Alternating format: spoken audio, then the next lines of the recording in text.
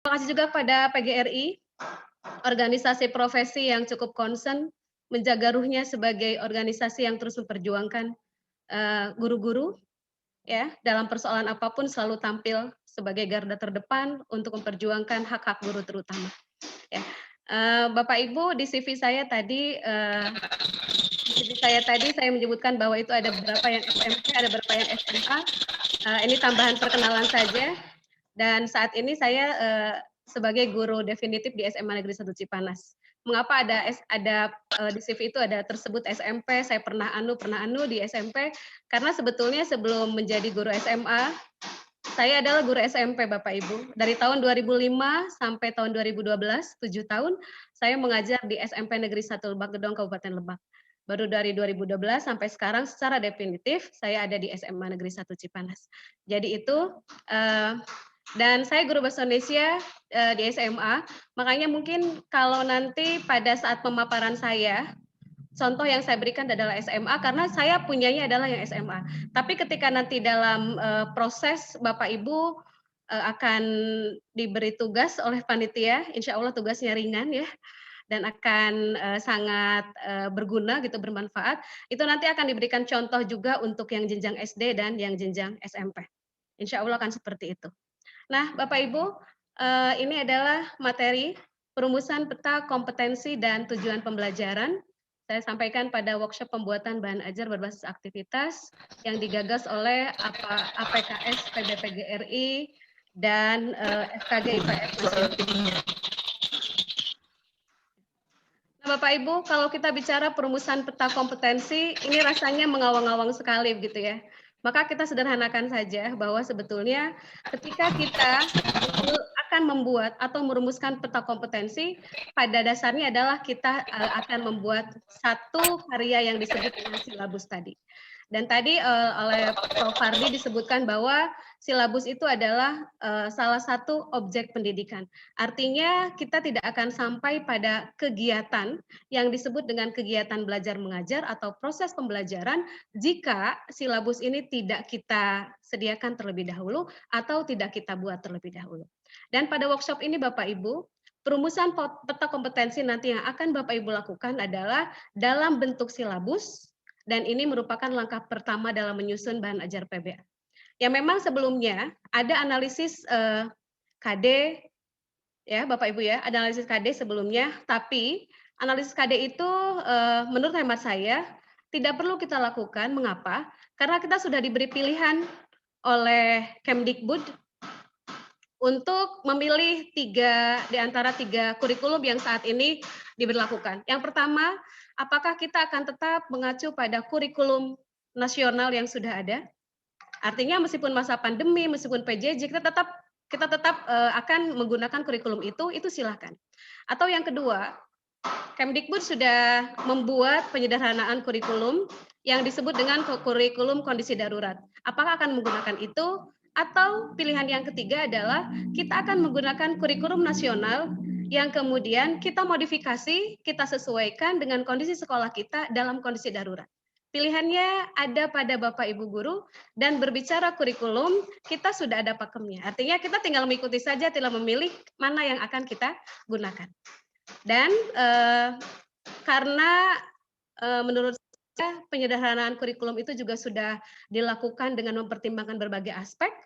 Jadi masa pandemi ini dengan PJJ akan lebih baik kalau kita fokus pada kurikulum yang sudah disederhanakan, yang kita namai sebagai, kita sebut ya secara umum dengan kurikulum darurat itu. Nah, di sini. Jadi ini silabus Bapak Ibu. Sebelum Bapak Ibu nanti akan membuat bahan ajar yang berbentuk PBA, pembelajaran berbasis aktivitas, maka langkah pertama yang akan Bapak Ibu buat di bawah bimbingan kami, insya Allah ini adalah silabus terlebih dahulu. Nah, ini adalah rambu-rambu penulisan silabus Bapak Ibu.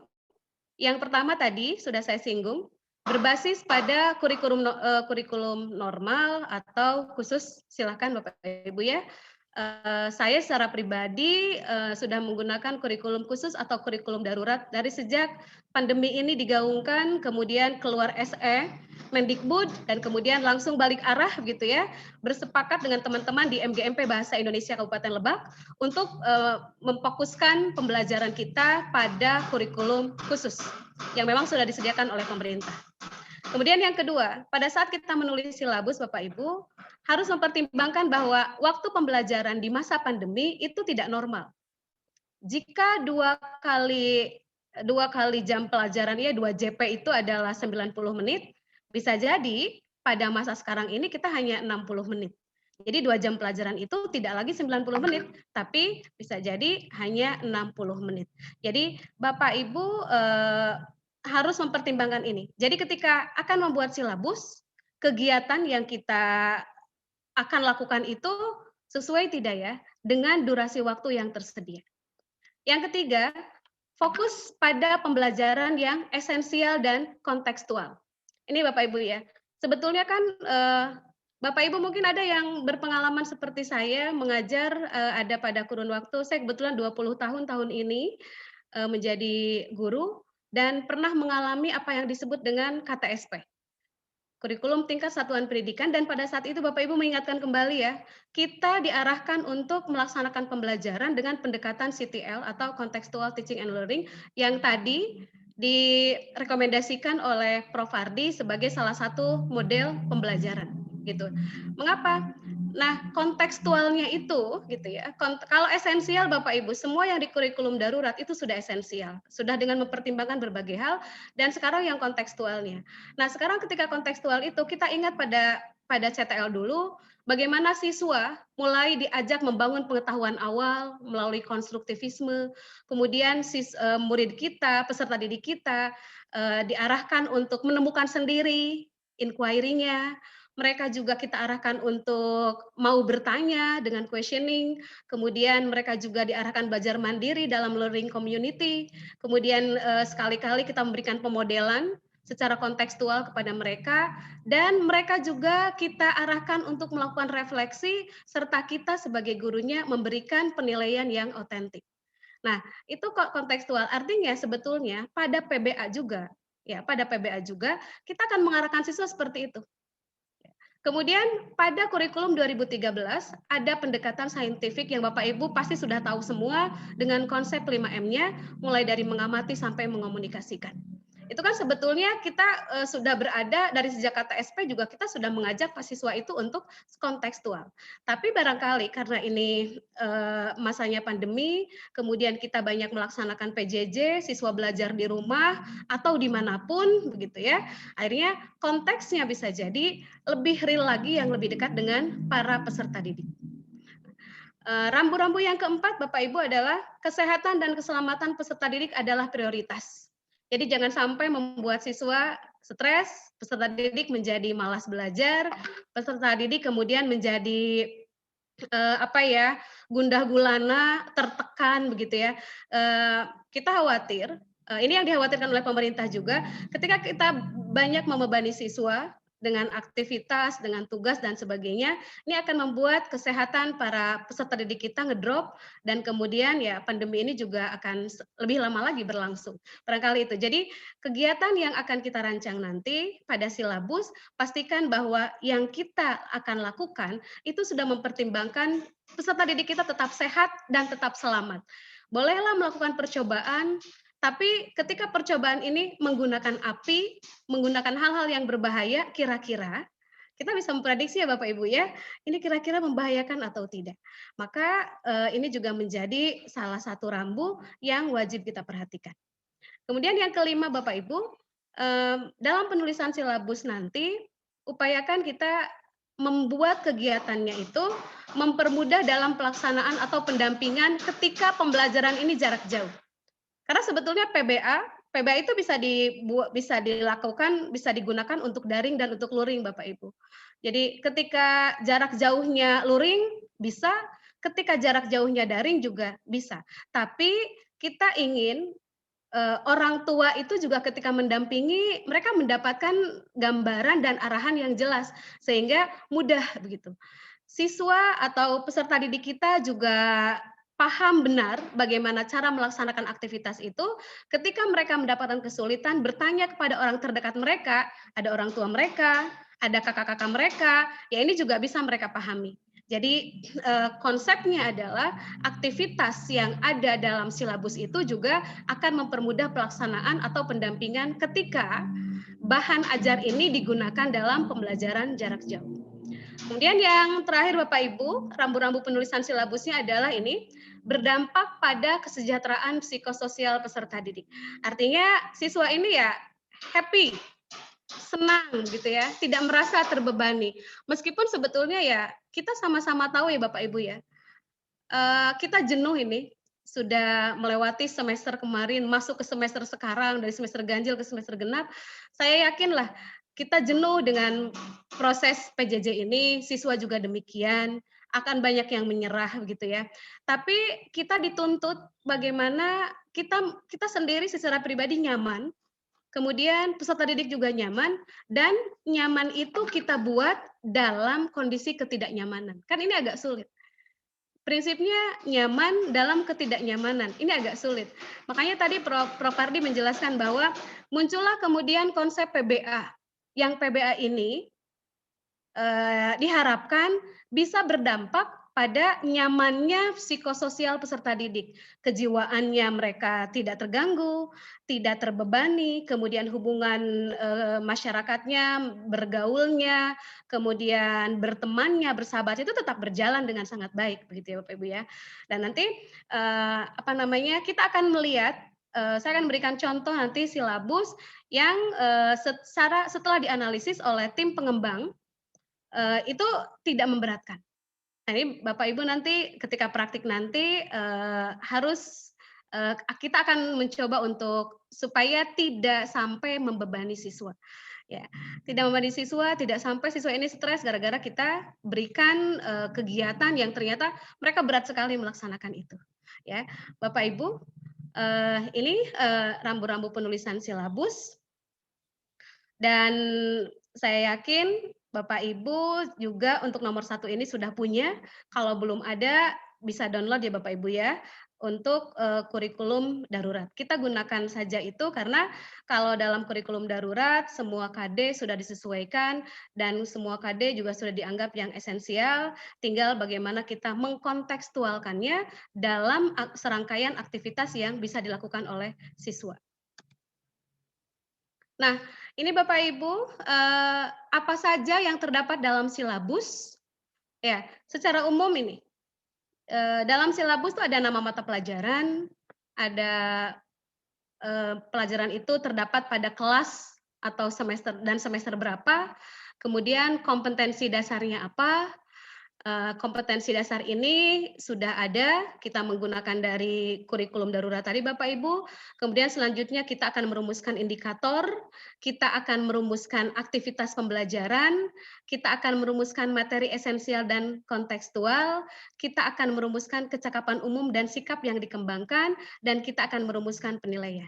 Jadi modalnya tadi sudah ada Bapak atau Ibu yang bertanya ya tentang KD. Iya, modal kita dalam mengembangkan PBA adalah KD. Kompetensi dasar. Karena setelah itu kita akan mengembangkan indikator, aktivitas, sampai dengan penilaian berdasarkan KD itu. Ya, Bapak Ibu, ini bentuknya semoga jelas. Kalau tidak jelas apa harus saya zoom ya? Slideshow saja Bu. Ya, slideshow aja. Slideshow.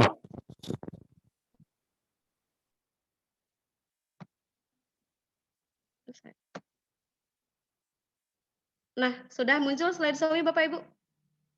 Ya, ini ya Bapak Ibu ya. Sudah Bu, terima kasih. Sudah, iya terima kasih Pak. Nah ini contoh, mohon maaf karena saya tim pengembang SMA, salah satu tim pengembang SMA untuk Bahasa Indonesia, jadi contohnya juga seperti ini.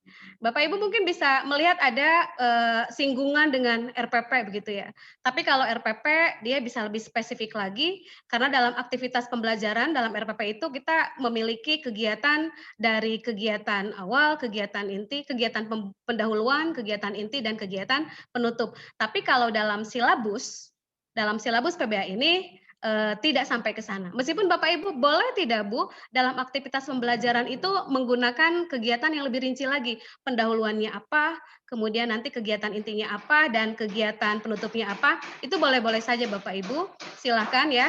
Tapi agar kalau tim kami waktu itu, agar silabus ini membedakan dengan RPP, maka aktivitas yang dituliskan di sini adalah aktivitas yang memang ada pada kegiatan intinya.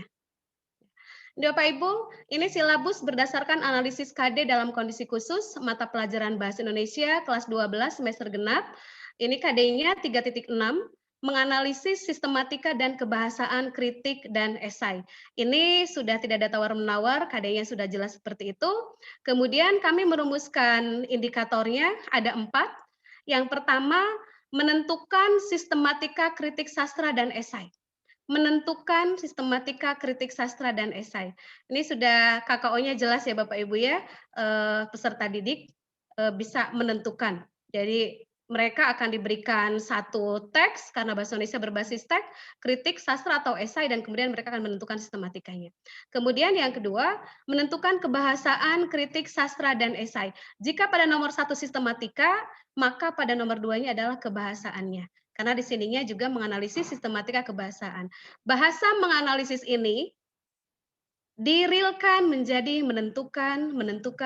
Kemudian setelah keduanya selesai, ditentukan oleh siswa, sistematika dan kebahasaannya, kemudian mereka diminta untuk membandingkan sistematika dan kebahasaan kritik sastra dan esai dengan menyebutkan persamaan antara keduanya atau perbedaan antara keduanya, begitu ya.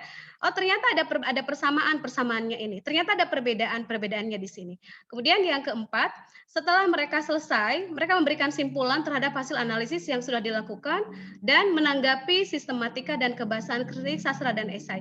Intinya mereka nanti setelah mereka menemukan persamaan atau perbedaannya, mereka cukup menjelaskan bahwa oh ternyata pada kritik sastra dan pada teks esai itu memiliki sistematika yang sama dan tapi berbeda dalam hal kebahasaan.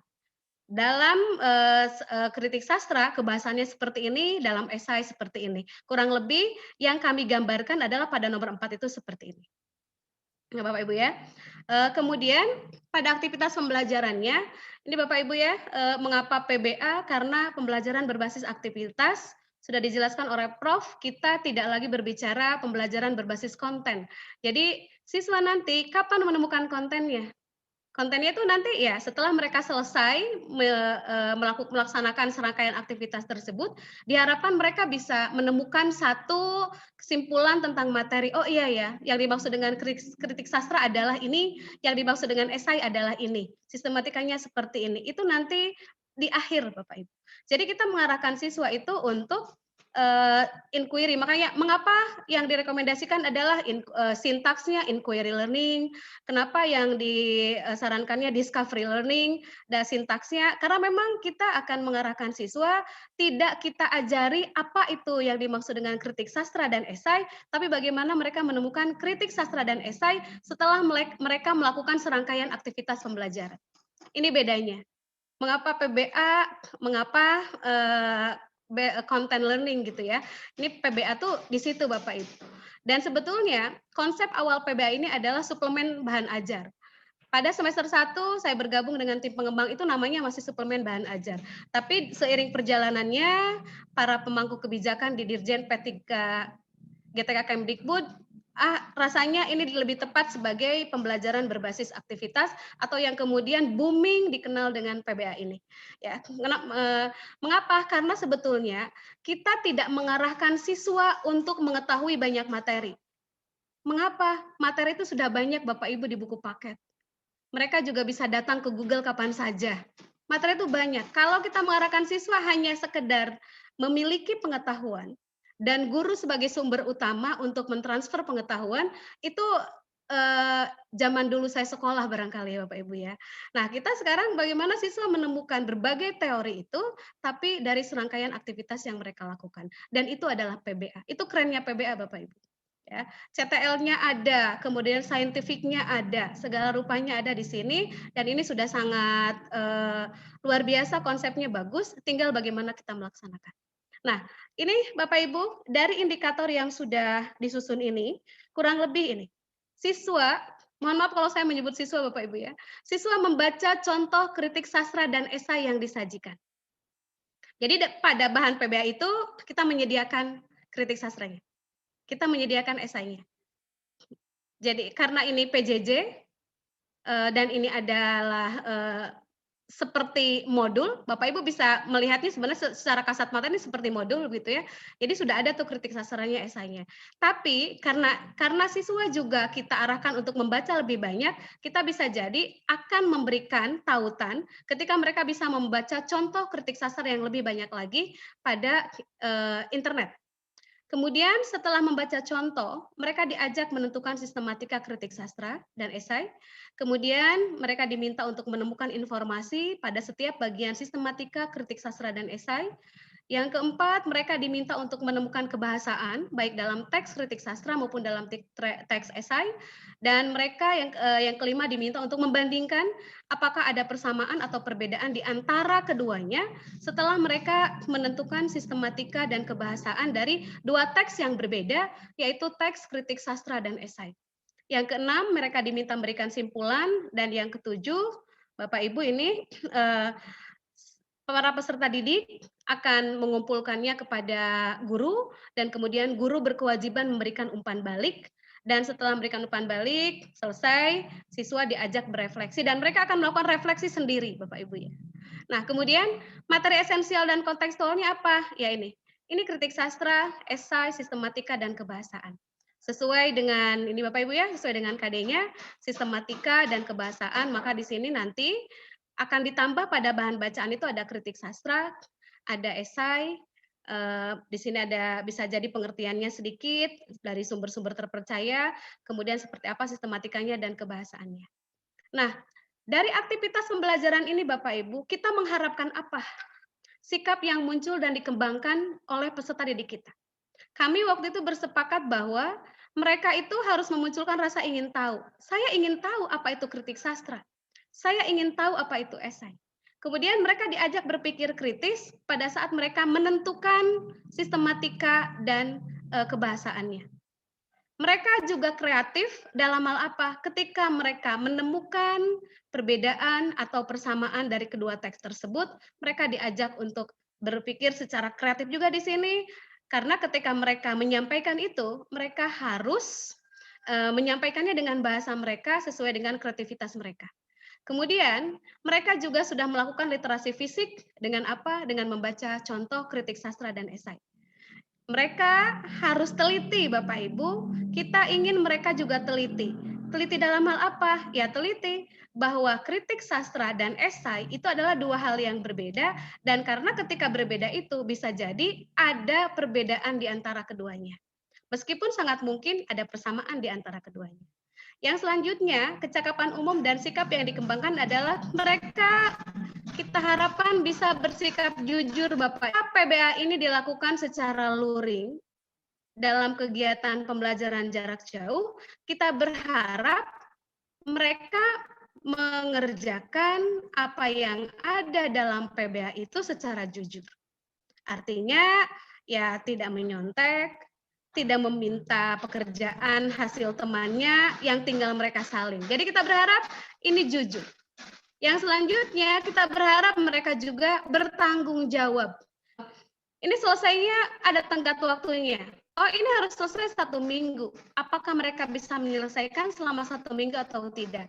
Sehingga akan ketahuan nih Bapak Ibu ya, mana yang selesai dalam tenggat waktu yang sudah disediakan, mana yang tidak. Dan ini kita bisa mengukur seberapa besar tanggung jawab mereka terhadap tugas atau terhadap mengacu kepada KD, kita juga bisa menentukan penilaian. Untuk aspek sikap, Bapak Ibu pasti sudah terbiasa membuatnya lembar observasi, apakah muncul rasa ingin tahunya, apakah muncul berpikir kritisnya, dan seterusnya. Kemudian aspek pengetahuan soal latihan, Bapak Ibu, ini nanti ada dalam cek kemampuan ya Bapak Ibu ya. Dalam PBA itu nanti ada cek kemampuan. ya. Kemampuan ini berisi soal latihan. Tapi PBA Bapak Ibu tidak disarankan membuat soal latihan dalam bentuk pilihan ganda.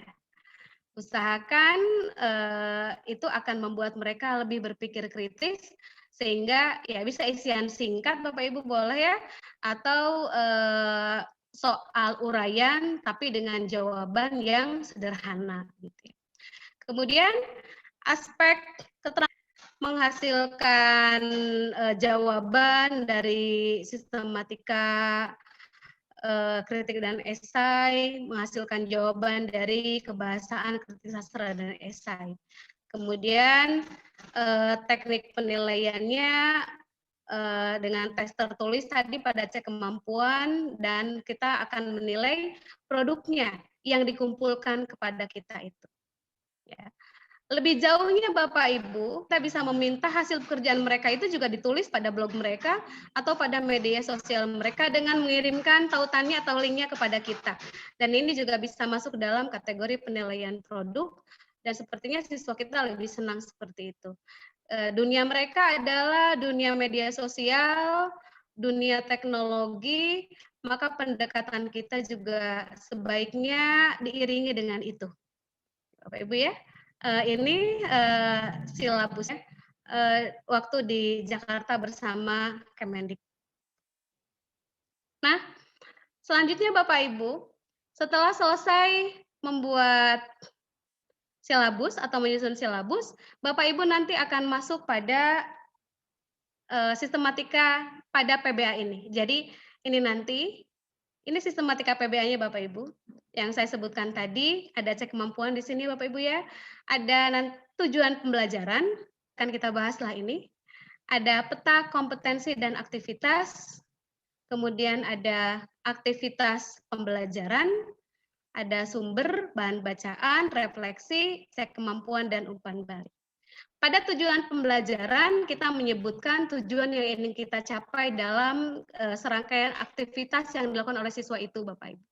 Kemudian pada peta kompetensi dan aktivitas, kita sudah bisa menjelaskan kompetensi dan aktivitas belajar itu akan muncul. Langkah pertama mereka tuh apa dulu? Kalau tadi yang silabus saya berikan itu, yang pertama berarti pada aktivitasnya mereka satu membaca contoh teks. Yang kedua, mereka akan menentukan. Yang ketiga, mereka akan menentukan kebahasaan. Tadi menentukan sistematikanya. Yang keempat, mereka akan membandingkan. Nanti ada, dan ini dibuat dalam peta konsep Bapak Ibu ya, yang sederhana. Kemudian aktivitas pembelajaran yang tadi. Jadi mengapa harus ada silabus? Karena nanti aktivitas yang tadi yang ada dalam silabus tinggal kita pindahkan pada kegiatan pada PBA yang akan kita susun. Jadi silabus tadi akan menjadi acuan kita untuk menentukan apa saja yang ada dalam PBA ini. Bapak Ibu, apakah Bapak Ibu menggunakan internet, menggunakan buku paket, menggunakan sumber lainnya, silakan dituliskan. Kemudian bahan bacaannya untuk siswa sebagai pelengkap supaya mereka bisa membaca materinya, silakan bahan bacaannya dituliskan. Tapi disarankan bahan bacaan ini juga tidak terlalu banyak. Mengapa? Supaya siswa kita juga tetap menggunakan buku paket. Ya.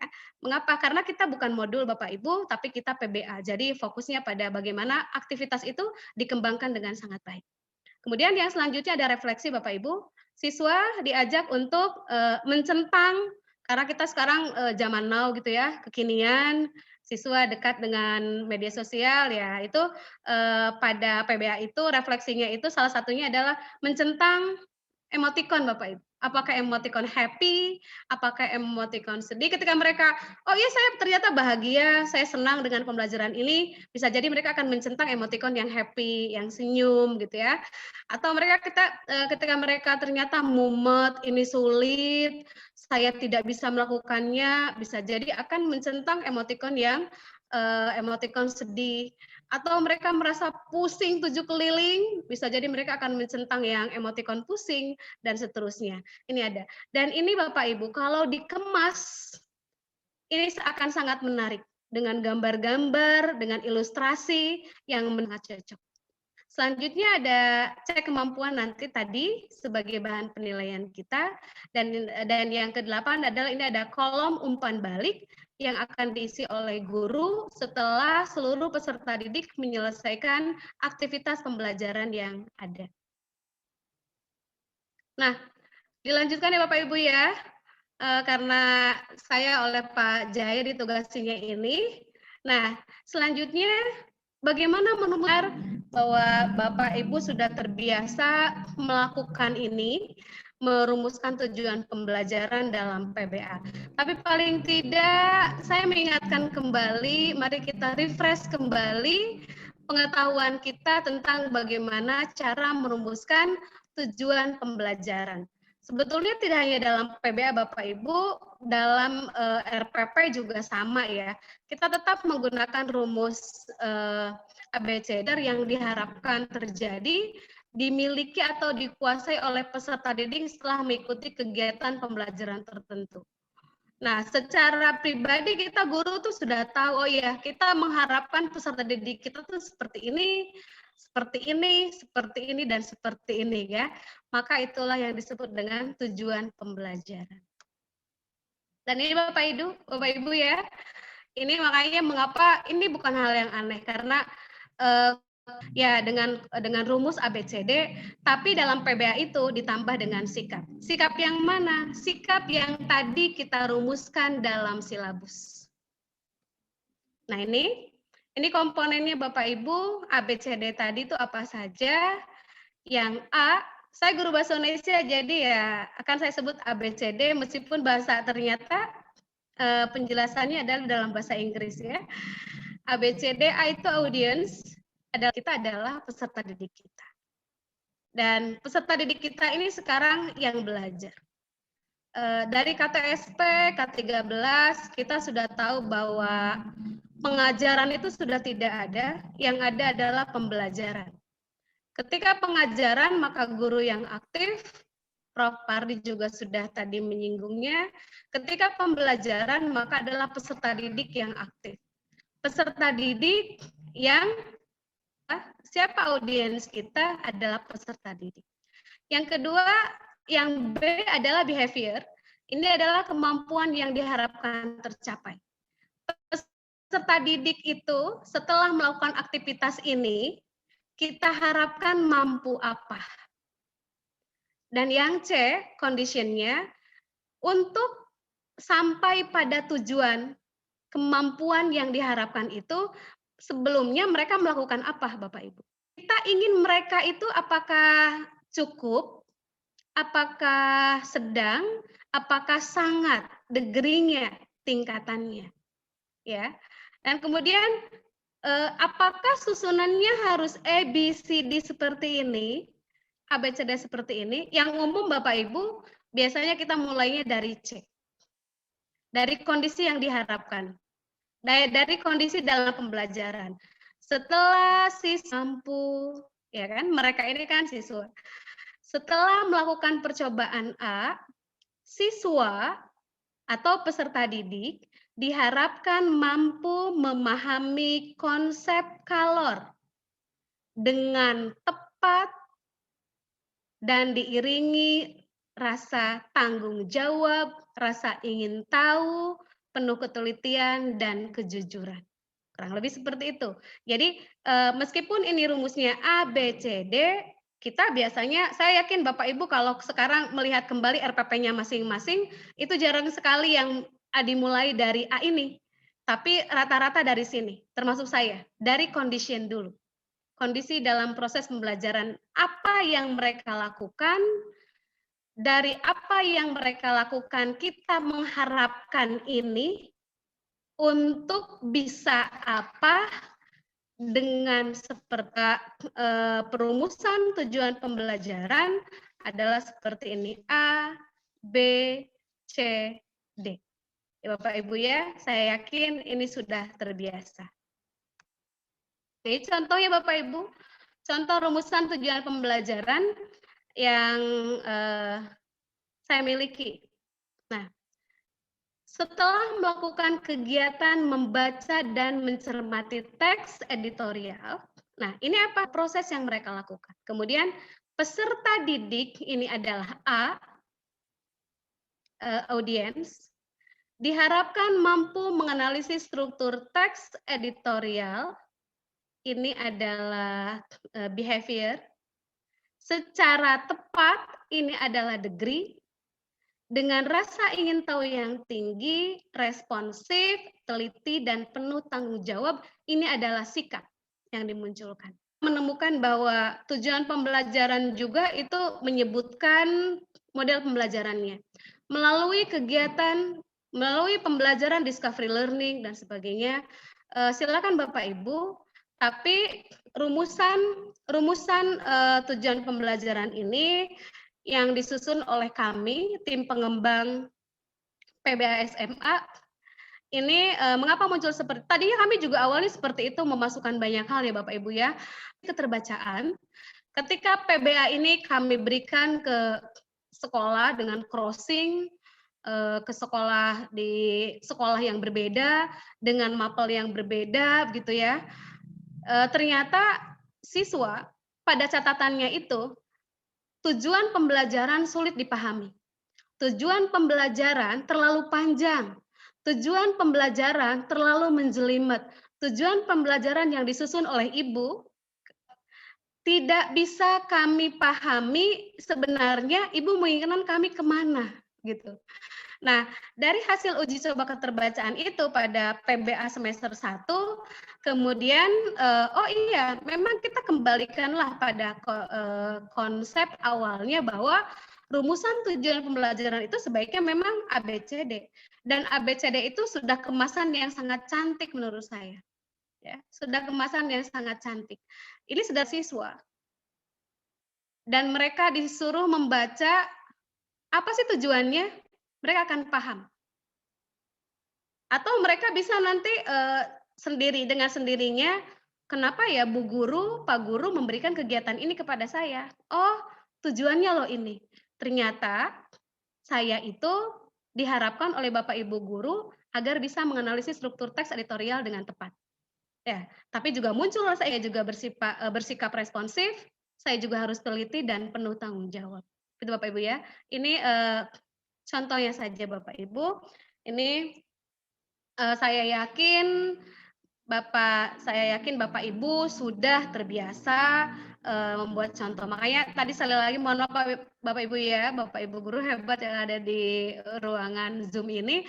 Saya tidak berniat mengajari, ini sudah terbiasa. Tapi paling tidak ini mengingatkan kembali, kita sharing kembali bahwa yang tidak perlu berlebar-lebar, tapi kita kembalikan pada rumus awalnya dengan ABCD, di sana memunculkan adanya audience, adanya behavior, adanya condition, dan adanya degree.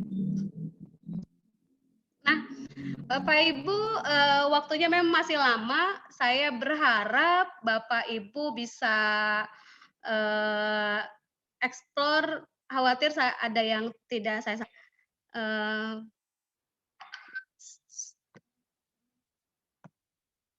coba Bapak Ibu ya, sebentar ya Bapak Ibu ya.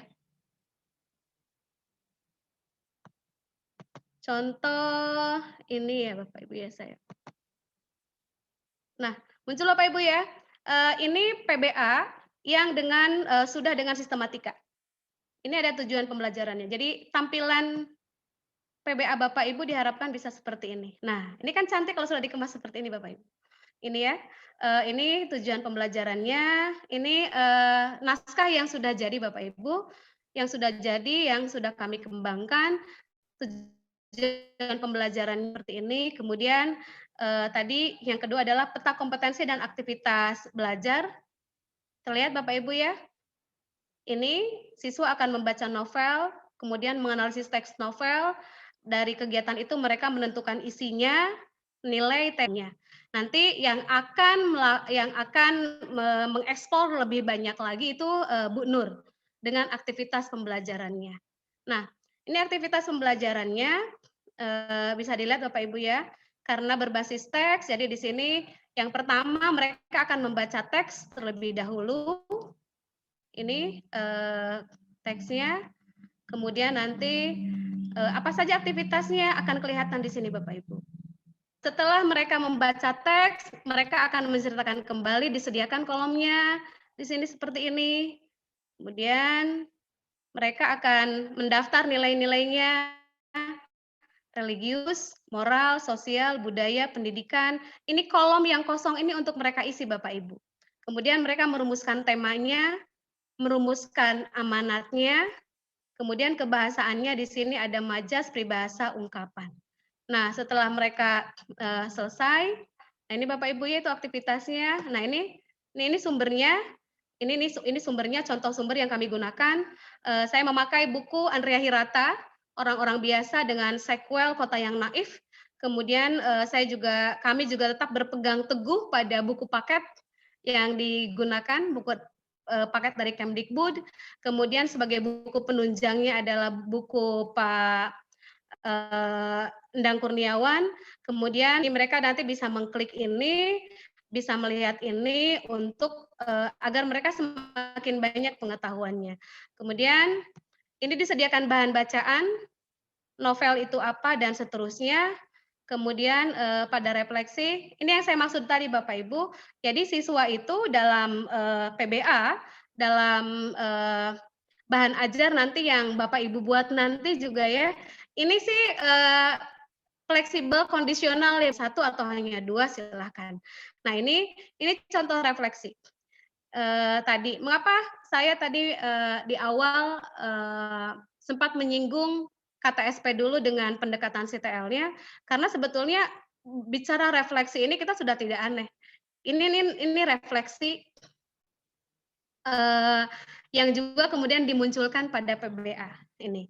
Bubuhkanlah tanda centang pada salah satu gambar yang dapat mewakili perasaan. Apakah dia ya happy sih tapi biasa saja. Kalau anak sekarang bilangnya apa? B aja gitu ya. Kemudian, waduh ternyata saya agak kesulitan, teman tidak ada yang membantu, orang tua juga sibuk, bisa jadi di sini. Atau ini ternyata, wow ini tidak menyenangkan buat saya, tentang yang ini, atau ini, pokoknya tidak ada hal yang menyenangkan sama sekali, dan saya hanya merasa pusing 7 keliling. Ini bahan apakah anak selama ini belajar dengan kita cukup menyenangkan atau tidak. Ini refleksi, ini yang tadi ya, sesuai dengan yang saya sampaikan tadi pada sistematika PBA. Kemudian pada cek kemampuan, ini buatlah kesimpulan dan tanggapan terhadap hasil analisis, isi, dan kebahasaan penggalan novel tersebut. Kesimpulan ini dengan bahasa sendiri Bapak Ibu ya. Pasti saya memberikan pengantar sedikit bahwa kesimpulan ini bisa dibuat secara ringkasan atau ikhtisar. Kalau ringkasan mereka akan menyimpulkan secara berurutan, tapi kalau ikhtisar mereka akan membuat simpulannya secara acak dengan bahasa mereka sendiri. Kemudian pada umpan balik, nah ini hanya kolom saja seperti ini Bapak Ibu. Mengapa? Ini untuk guru nanti. Jadi guru di sini menyebutkan, oh selamat nak, kamu sudah berhasil menyelesaikan berbagai tepat waktu, kamu hebat dan selamat melanjutkan pada aktivitas selanjutnya. Atau bahasa apapun Bapak Ibu, sesuai dengan hasil kerja pada aktivitas yang dilakukan oleh siswa. Kurang lebih seperti ini contohnya Bapak Ibu ya. Contohnya semoga berkenan begitu ya. Bu Kris, semoga kita bisa eksplor lebih banyak lagi ya, dan mudah-mudahan stop share dulu. Baik, terima kasih Bunda Saro. Bapak dan Ibu, proses eksplorasi. Saya kembalikan ke Bu Kris dulu, silakan Bu Kris. Ya, terima kasih banyak Bunda Saro atas pemaparannya. Saya yakin nih Bapak dan Ibu akan lebih banyak bisa mengeksplor pemaparan Ya, dari sama-sama, Bunda Saro. Bapak dan Ibu sekalian, saya tadi lupa menginfokan bahwa di akhir pemaparan selama workshop nanti akan terpilih 3 peserta terbaik. Kepada 3 peserta terbaik itu nanti sudah tentu akan mendapatkan sertifikat yang tertera di situ sebagai peserta terbaik 1, 2, dan 3. Selain mendapat sertifikat penghargaan, Bapak dan Ibu juga nanti yang apabila terpilih sebagai peserta terbaik akan mendapatkan kenang-kenangan dari pihak panitia. Loh, kalau begitu kriterianya apa dong? Ada yang tanya begitu. Bapak dan Ibu, kriterianya adalah bagaimana keaktifan dan responsibilitas Bapak dan Ibu selama sesi workshop berjalan. Jadi silakan mengeksplor dengan bukan dengan tujuan menjadi peserta terbaik, tapi memang untuk mendapatkan hal yang terbaik. Oke, Bun, ada pertanyaan nih, Bun. Siap ya, Bun? Bagi Bapak dan Ibu yang penanya di chat, sebagian besar sudah saya pindahkan ke Word. Iya. Apabila ada yang Wow, apabila ada yang ingin interaktif, silakan klik fitur raise hand. Pertanyaan pertama dulu ya, Bun. Dari Bapak Dedi, SMP 19. Beliau bertanya begini. Iya, Ibu boleh. narasumber, untuk 1 KD itu biasanya untuk berapa pertemuan di Silabus tidak ada jam atau pertemuannya. Mangga, Bun. Pak Dedi, dari Pak Dedi, Bun.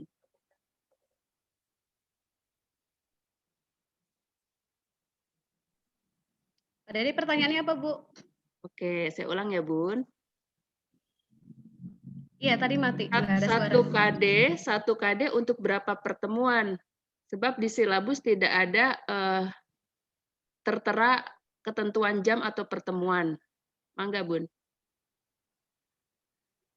Ya, terima kasih Pak Dedi. Pak Dedi aktif sekali ya. Aktif sekali bertanya Pak Dedi. Sebelumnya saya mengapresiasi dengan keaktifan Pak Dedi. Ya, kemudian di Silabus memang tidak dimunculkan alokasi waktunya atau durasinya. Kemudian 1 KD itu untuk berapa pertemuan? Ini disarankannya satu aktivitas. Jadi KD itu kan sudah diturunkan pada beberapa aktivitas. Ketika menurut Bapak 1 aktivitas itu dilakukan 1 pertemuan, maka 1 aktivitas itu adalah 1 pertemuan. Tapi kalau ternyata kita bisa mengukur waktunya, oh ternyata aktivitas pertama ini hanya sebentar. Kita lanjutkan pada aktivitas kedua. Sehingga nanti ada 2 aktivitas dalam 1 pertemuan. Ini fleksibel sebetulnya.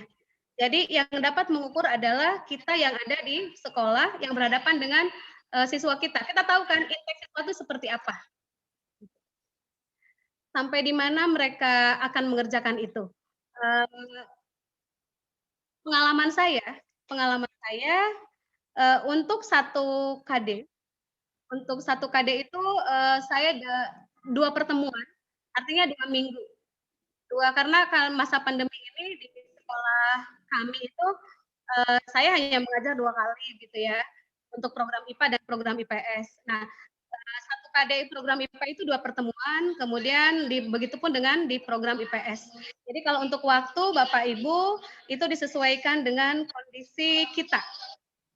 Ya, demikian Bu Kris, semoga bisa dipahami oleh Pak Dedi. Baik, terima kasih Pak Dedi. Apa ada pertanyaan lanjutan?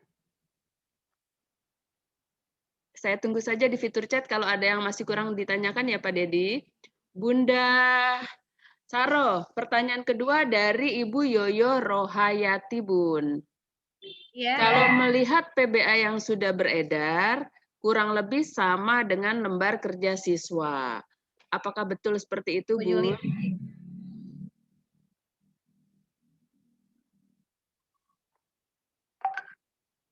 Bun?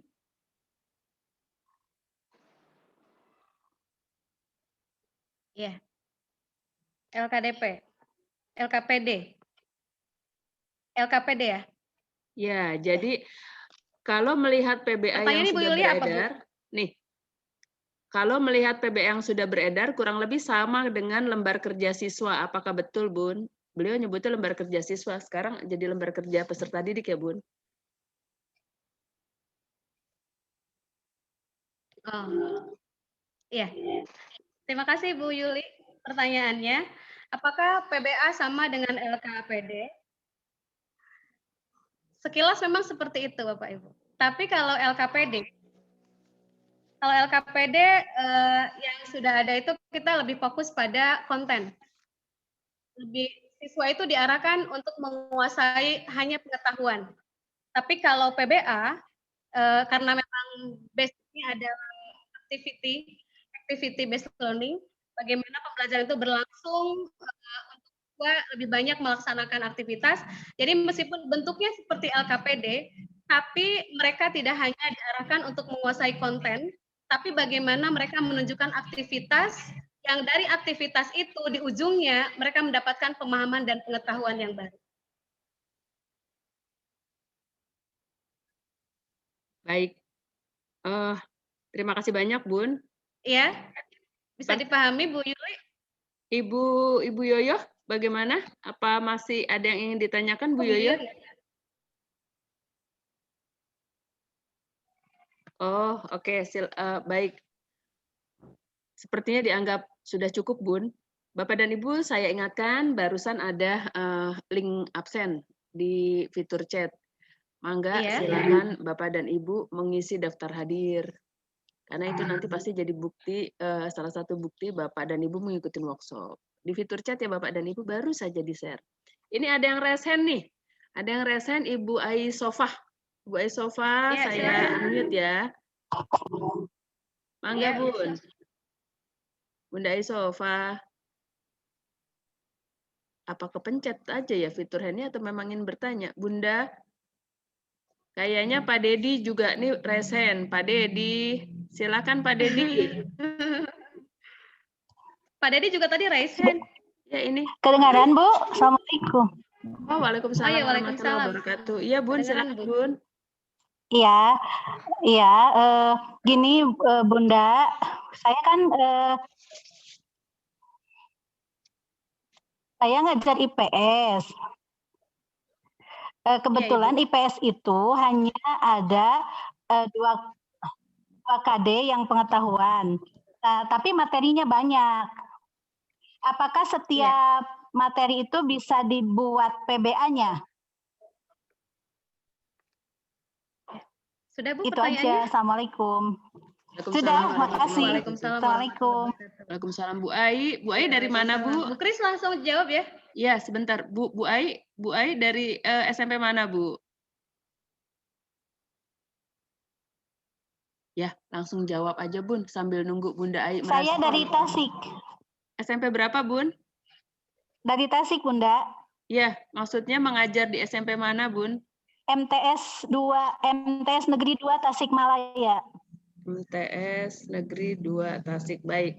Silakan Bunda Saroh, pertanyaan dari Bunda Ai Sofa. Di MTS Negeri 2 Tasikmalaya. Ya. Ya, Bun. Enggak, Bunda Saroh, Bun.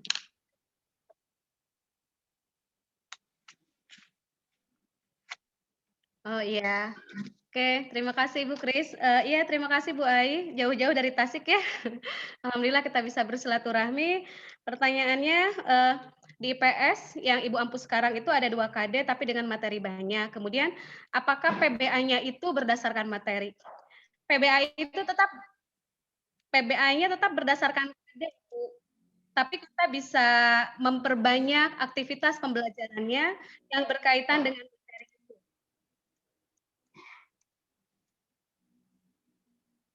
Bu Ai, bisa dipahami? Artinya kalau menyusun PBA, dasarnya tetap KD, tetap pada KD yang ada itu, tapi kita bisa mengekspor aktivitas yang banyak yang kita arahkan pada materi itu. Jadi pada materi esensial dan kontekstualnya itu misalnya KD-nya ini materinya ada beberapa, ada 5 tidak apa-apa, Bu. Tapi dari yang 5 itu kita membuat aktivitas pembelajarannya yang bisa banyak. Jadi bisa jadi 1 KD itu akan Ibu lakukan, kegiatan pembelajarannya bisa jadi 1 bulan, Bu. Jika memang materinya banyak. Begitu, Bu Ai. Dasarnya tetap KD, Bu Ai. Oke, makasih Bunda. Iya, sama-sama. Baik, terima kasih banyak Bu Ai. Sudah cukup Bu Ai?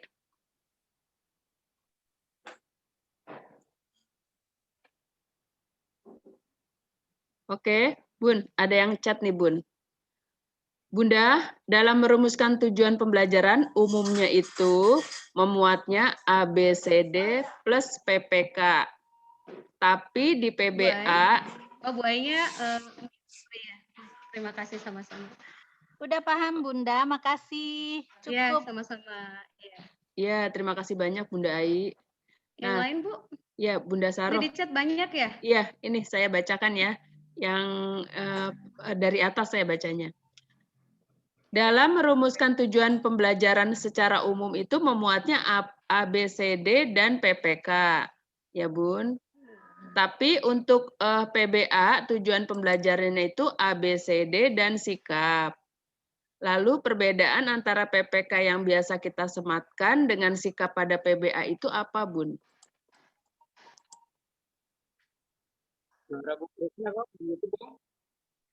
Ya, Bun? Pak Saprudin, ada yang ingin ditanyakan Pak Saprudin? Bunda Saro? Iya.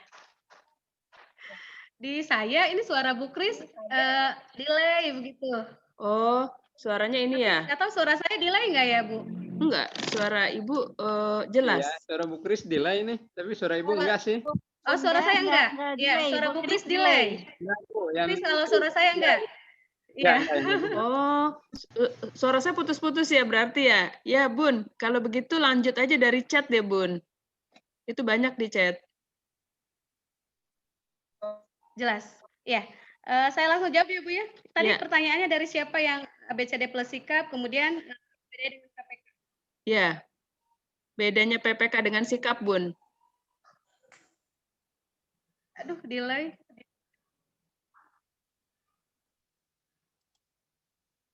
Bun, lanjut dari Delay, Bu. ya, oke. Lanjut dari pertanyaan Oh, chat iya. aja, Bun. Oh, kata Bu Ai, suara bagus apa? Saya lanjutkan aja ya, Bu Kris ya. Saya Ya. jawab. Nah, Bapak Ibu, perumusan tujuan di PBA memang rumus ABCD ditambah dengan sikap. Kemudian di PPK kan juga ada. Nah, Bapak Ibu, yang di PPK itu bisa dimanfaatkan untuk dimasukkan ke dalam silabus dan nanti dimasukkan juga ke dalam tujuan pembelajaran PBA. Tidak masalah. Jadi kita tidak mencari perbedaannya bagaimana, tapi ini memang berhubungan. Jadi kalau Bapak Ibu sudah merumuskan PPK dan sudah memiliki sikap yang muncul pada PPK itu tinggal dimasukkan saja Bapak Ibu ke dalam tujuan pembelajaran, hanya kita menggunakan rumus ABCD ditambah dengan sikap yang terdapat pada PPK itu. Sesederhana itu Bapak Ibu. Jadi oh saya kan sudah punya PPK, tapi saya menyusun kembali ini. Nah, tinggal nanti aktivitas pembelajarannya, jika Bapak Ibu memasukkan sikap dari PPK, jika memang seperti itu, tinggal aktivitas pembelajarannya Bapak Ibu arahkan pada pencapaian sikap yang sudah Ibu susun, yang sudah Bapak Ibu susun dalam PPK itu. Bisa demikian ya Bapak Ibu.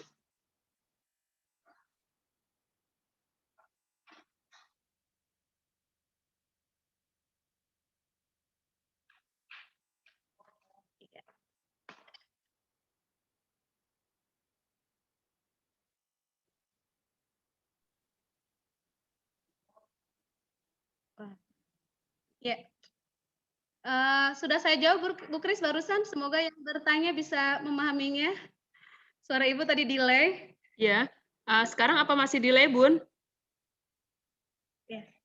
Oh, Bu Marfuah Nursulis. Terima kasih, Bu. Bun, langsung di chat aja, Bun, dibacakan. Karena saya kayak kendala jaringan. Saya kendala jaringan kayaknya, Bun.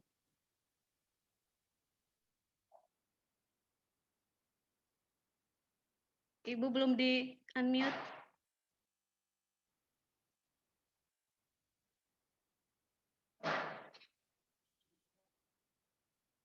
Chris masih mute.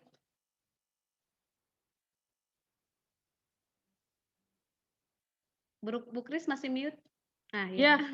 Bun, ada lagi, Bu. apa masih ada ini, Bun? Apa masih delay di sini suara saya? Ya, mulai terdengar, Bu.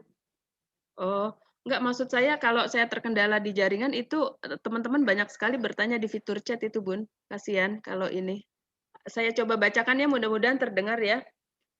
Dari Ibu Aisofa tadi sih sudah ya, sudah interaktif. Dari Ibu Mila, boleh nggak Bun di-share contoh PBA yang sudah jadi Bun? Di chat ya. Chat aja ya Bu ya. Ya, Ya ya, saya buka chat aja ya Ibu ya. ya, Ya oke. silakan Terima Bun. kasih. Ya. Ya. Ya. Dari atas ya ini Bun. saya bacakan Ibu ya. Yang mana dulu ya? Yang dari mana dulu? Ya ini coba saya ya ini udah. Tujuan pembelajaran ABCD dari Pak Dedi. Tujuan pembelajaran ABCD ceknya yang mana dari contoh yang Ibu sampaikan. Pak Dedi, C itu condition Bapak Ibu. C itu condition Bapak Ibu. Jadi kegiatan yang dilakukannya. Apakah siswanya membaca, apakah siswanya mengamati, apakah siswanya melakukan percobaan, maka itu C-nya adalah condition atau kegiatan atau proses pembelajaran yang dilakukan oleh siswa itu. Ya, itu conditionnya. Nanti Bapak bisa melihat kembali karena materi juga akan di-share oleh panitia ya, Bapak ya, Pak Dedi ya. Kemudian dari Pak Andi, Oke, Bu Saro. konsep PBA Halo, Bu Saro. mirip kegiatan ya halo. Kalau Bu, boleh. Oke. Saya akan bantu Bu Saro. Saya akan Boleh, backup untuk Bu Christine. Oke. Ya, Karena kebetulan di Bu Yang Christine itu sedang putus-putus, terkendala Bu. sinyal. Bu ya, Sarah. silakan Bu. Ibu jadi Oke. moderator. Oke, siap menggantikan. Ya. Selanjutnya adalah dari dari Pak Andi Muhammad. Konsep PBA Ya, Pak mirip kegiatan LKPD Hot sewaktu diklat PKP ya? Mirip LKPD sewaktu diklat PKP. Ya. Bisa jadi. Iya. Iya kan, Bu? Bisa jadi kan? Memang seperti itu. Karena memang kan kita itu kan K13 ini bagaimanapun juga memang mengarahkan kita untuk mengajak siswa berhotri ya, gitu ya. Berpikir kritis, kemudian bagaimana bisa berkomunikasi dengan baik, bagaimana bisa berkolaborasi. Memang demikian adanya. Dan Pak Andi menemukan itu ada kesamaan karena memang kita semuanya sepertinya memang move on dari content learning gitu. Jadi kita itu semuanya sudah ingin pada activity based learning, tidak lagi content based learning gitu. Jadi kalau Pak Andi menemukan kesamaan, kemiripan lebih tepatnya, karena saya juga bukan orang yang melakukan PKP ya Pak Andi ya, mohon maaf, bisa jadi benar. Tadi juga Pak Prof Ardi kan berbagi pengalamannya ketika beliau menjadi pembimbing skripsi atau pembimbing tesis di kampus di Unindra, dan katanya banyak mahasiswa yang melakukan penelitian pembelajaran dengan activity based learning. Hanya sayangnya konsepnya bagus, tapi pelaksanaannya tidak. Maka ini kemudian oleh Kemdikbud diambillah gitu ya konsep, bisa jadi kan demikian ya konsep PBA-nya, dan diharapkan kita sekarang guru-guru itu sudah melaksanakan itu begitu. Ya, demikian Bu untuk pertanyaan dari Pak Andi, Bu Nur. Ya, makasih Bu Ada Saro. Bu Nur? Ya. Oke, suara Bu Saro nih yang putus-putus nih. Ya. Selanjutnya adalah dari dari Pak Murtoto. Izin bertanya dengan PBA. Yang PKP sudah. Bagaimana Masih ada, cara Bu. dan strategi kita memonitor dan melihatnya aktivitas pembelajaran yang dilakukan peserta didik dari Pak Murtoto SMP 12 Kota Jambi. Suara Bu Nur juga putus-putus. Putus-putus juga. Yang Ya mana Allah. Bu?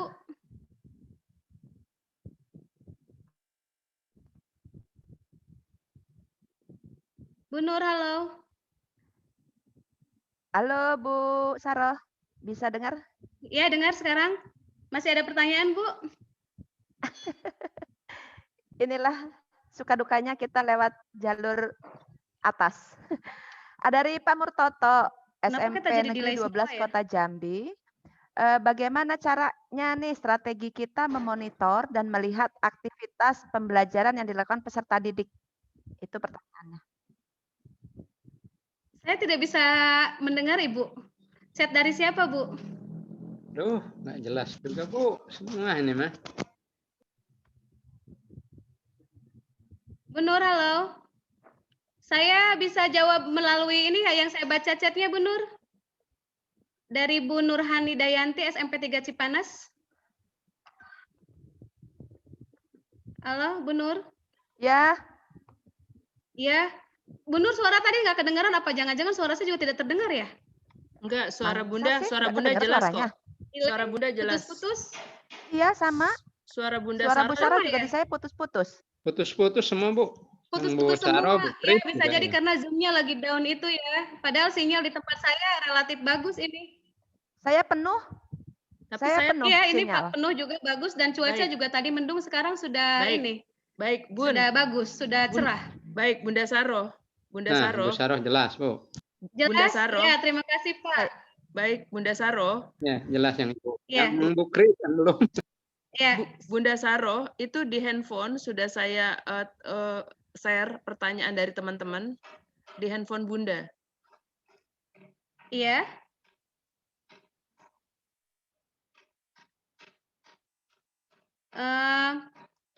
Bolehkah saya membacakan ini pertanyaan di chat, Ibu? Dari Bu Nurhani. Halo, Ibu.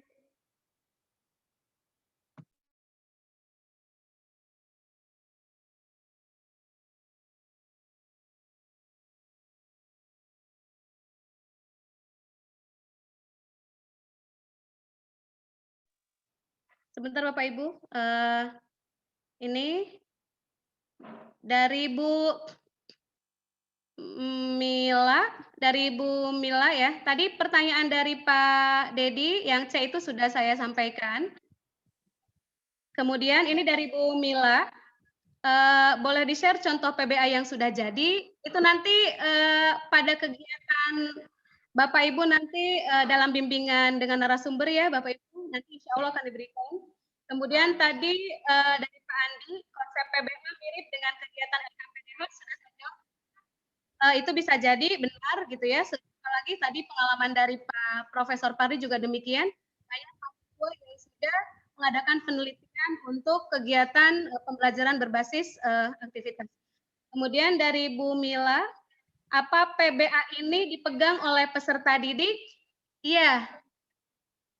Bu Mila, ini harus bisa dipegang oleh peserta didik karena nanti mereka yang akan melaksanakan aktivitas secara mandiri di bawah bimbingan kita, apalagi dengan PJJ. Makanya mengapa PBA ini menjadi alternatif PJJ? Karena memang ini bisa dilakukan kegiatannya secara mandiri oleh siswa di rumah. Kemudian dari Pak Dedi, LKPD tapi lebih lengkap kayaknya. Oh iya Pak, seperti LKPD, tapi kita mengarahkan siswa beraktivitas bukan untuk penguasaan materi saja. Kemudian dari Bu Ai, apakah PBA dibuat pada setiap materi pelajaran? Tadi sudah dibahas ya Bu, berdasarkan KD saja. Kemudian dalam satu KD dari Pak Panca Agus, dalam satu KD bisa dibuat berapa PBA? Nah, ini nanti Pak Panca, kita bisa mengukur waktunya. Kalau pembelajaran kita sampai bulan Juni, dan itu lama, kita hitung dulu kita memiliki berapa pertemuan. Sehingga nanti ketika dalam satu KD itu bisa memungkinkan 2-3 aktivitas. Ya, 2-3 aktivitas mungkin saja, bisa 4 aktivitas, sangat kondisional dan sangat bergantung pada intek dan daya dukung yang ada pada kondisi Bapak Ibu di sekolah masing-masing. Kemudian dari Bu Nurhani Dayanti dari SMP 3 Cipanas, untuk animasi yang ada di PBA, cara membuatnya bagaimana Bu? Oh iya, ini Bu Nurhani, kalau kami itu dulu pekerjaannya hanya menulis. Ada tim layouter yang memang siap untuk mengerjakan itu bersama-sama ya, dari tim Kemdikbud sudah menyediakan tenaga untuk layout. Jadi gambar-gambar itu mereka yang membuat. Nah, nanti paling tidak panitia di bawah Pak Wijaya nanti akan memberikan template-nya seperti apa. Jika memang ada gambar-gambar yang bisa disisipkan, mungkin saja Bapak Ibu kita bisa mencarinya di internet, tapi dengan tetap menyebutkan sumbernya. Gitu. Sesuaikan saja. Ya, Bu Nurhani. Selanjutnya ada Bu Ede Ernawati. Agar tampilan PBA menarik, kemampuan IT sangat diperlukan. Saya IT-nya cuma bisa ngetik standar saja. Sama Bu Ede, jangan khawatir Bu Ede, saya juga sama. Saya juga hanya bisa mengetik saja, tapi tidak masalah. Kita sekarang dengan internet memudahkan apapun, memudahkan kita untuk mengakses banyak informasi dan gambar-gambar. Selama kita menyisipkan gambar itu menyebutkan sumbernya, kita bukan plagiator. Ya, pastikan saja ketika kita mengambil karya orang lain, kita tetap menyebutkan sumbernya, supaya kita tidak disebut sebagai plagiator. Demikian, saya sudah menjawab sampai dengan pertanyaan Bu Ede. Bu Kris, ada lagi? Ya. Sementara belum ada, Bun. Suaranya masih nggak Sudah terdengar semua ya, Bun? pertanyaan, Bu. Ya. Oh, iya. Sudah semua pertanyaan. Oke. Ya, alhamdulillah. Ini kalau dari sudah semua Ibu pertanyaan. Ya. dari Ibu Yoyo sih, narsumnya super, sayang sekali suaranya terputus-putus sehingga tidak bisa utuh menerima penjelasan. Oh iya, ini karena daun itu kali Bu. Jadi kita semua kena Iya, ini. betul. Iya. Baik. 5 menit lagi boleh tutup ya? Bu Kris, Bu Nur, Bapak saya dan boleh Ibu, menutup? masih ada Biarkan, pertanyaan? oke, silahkan, nanti saya bantu untuk ininya, untuk menutup ruangannya. Oke, silakan Bu Ya, Sarah. saya menutup materinya ya. Ya, ya. Bu Oke. Kris, kemudian rekan-rekan narasumber, Bapak Ibu guru hebat yang ada di room Zoom meeting ini, saya mengucapkan terima kasih atas perhatian Bapak Ibu semua. Mohon maaf jika banyak kekurangan, mohon maaf jika kendala sinyal dan sebagainya ada kurang jelas. Kita bisa bertanggung jawab nanti di grup ya, selama kegiatan penyusunan PBA ini. Saya berharap semoga apa yang kami sampaikan dan rekan-rekan narasumber sampaikan bisa memberikan manfaat, meskipun sedikit juga bisa memberikan kegunaan, keberkahan buat semuanya, dan kita menjadi guru yang terus berubah, terus bergerak, dan memberikan yang lebih baik lagi. Dan semoga PBA ini menjadi salah satu cara kita untuk memberikan yang terbaik kepada siswa, lebih jauhnya lagi semakin baik dalam pendidikan di Indonesia. Terima kasih Bapak Ibu. Assalamualaikum warahmatullahi wabarakatuh. Amin. Waalaikumsalam warahmatullahi wabarakatuh. Waalaikumsalam Waalaikumsalam warahmatullahi wabarakatuh. Terima kasih Bu Sarah. Wabarakatuh.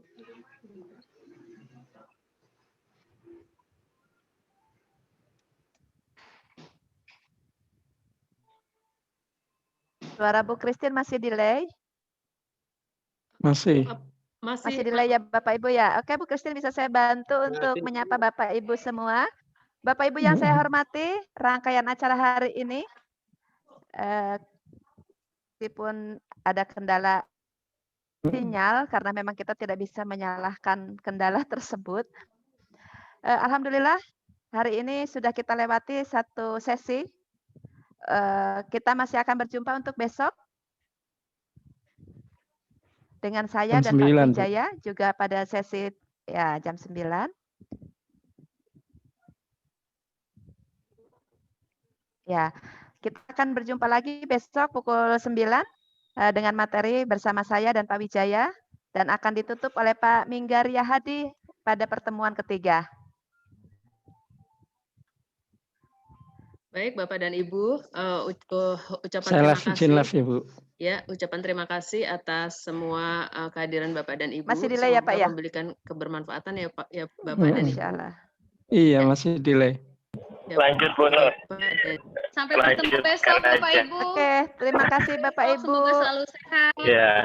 Terima kasih. Ya. Mohon maaf tidak atas Mohon maaf Bapak Ibu, barusan dari pihak Zoom server untuk Zoom Indonesia lagi naik turun.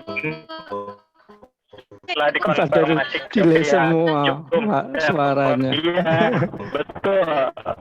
Ini Pak Edi udah konfirmasi ke pihak Zoom untuk server Zoom di Indonesia lagi naik turun karena faktor cuaca. Iya. Oke, terima kasih Bapak dan Ibu ya. Terima kasih Kita banyak. Iya, tutup Pak. aja. Mohon izin. Saya izin live ya. Ya.